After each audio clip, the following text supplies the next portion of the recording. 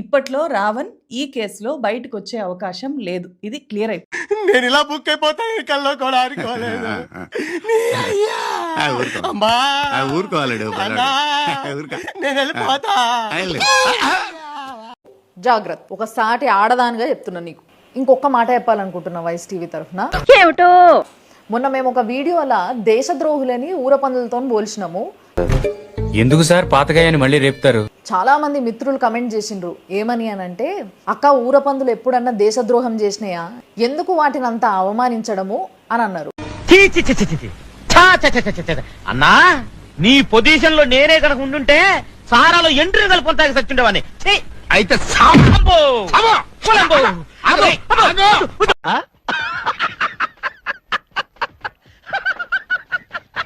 వాళ్ళు చెప్పిన తర్వాత నాకు కూడా నిజమే అనిపించింది.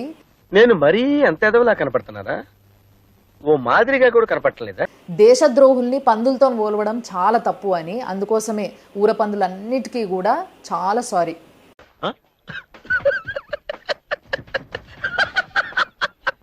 పాపం ఈ ప్రశ్న రావణ్ అనే వ్యక్తి వైసీపీ వాళ్ళు అప్పుడే చేతులు దులిపించుకోవడం మొదలెట్టారు. ఆ పార్టీకి సంబంధించిన వాడు కాదు.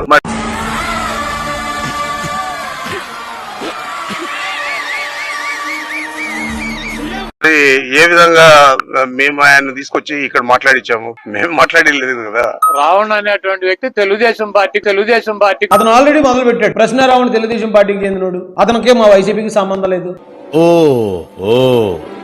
నేను నిరపరాధిని ప్రూవ్ చేసుకోవడానికి అన్ని దారులు మూసుకుపోయాయన్నమాట. వైసీపీ వాళ్ళు అప్పుడే చేతులు దులిపించుకోవడం మొదలెట్టారు. ఎందుకు కారణం ఏంటి? ప్రశ్న రావణ్ గతంలో హిందువుల మీద మాట్లాడిన మాటలు, శ్రీరామచంద్రుల మీద మాట్లాడిన మాటలు ఇప్పుడు వైరల్ అవుతుంది. ఒకవేళ అతనికి కానీ మనం సపోర్ట్ చేస్తే హిందువులందరూ కూడా వైసీపీకి యాంటీ అయిపోతారు.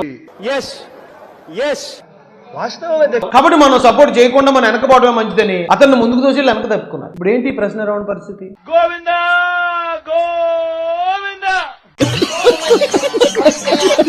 కేవలం వైసీపీకి బెనిఫిట్ చేయాలనే ఉద్దేశంతో అతను చేసిన ప్రతి పని ఈ రోజు అతను ముంచేసింది. వైసీపీ కూడా ఆల్మోస్ట్ చేతులు దులిపేసుకున్నట్టే. ఏంటి పరిస్థితి? పండబెట్టి కత్త కోసి అని వైసీపీ కోసమే మాట్లాడాడు. ఆయన పవన్ కళ్యాణ్ గారిని టార్గెట్ చేసినా, చంద్రబాబు నాయుడు గారిని టార్గెట్ చేసినా కూడా వైసీపీకి అనుకూలంగా వాళ్ళకి మేలు జరగాలనే ఒక కుట్రతో ఈయన ఒక కులం ముసుగో లేకపోతే ఒక మతం ముసుగో వేసుకుని వాళ్ళ కోసం గూఢచారిగా పనిచేశాడు. చెయ్యన్నా నేనుగా నీకేంటి, నిన్న ఒక లెవెల్ చేస్తా. ఈవేళ అతను బ్రతికినంత దారుణంగా బస్ స్టాండ్ చేసి పారేశారు కదా. లెవెల్కి తీసుకెళ్తా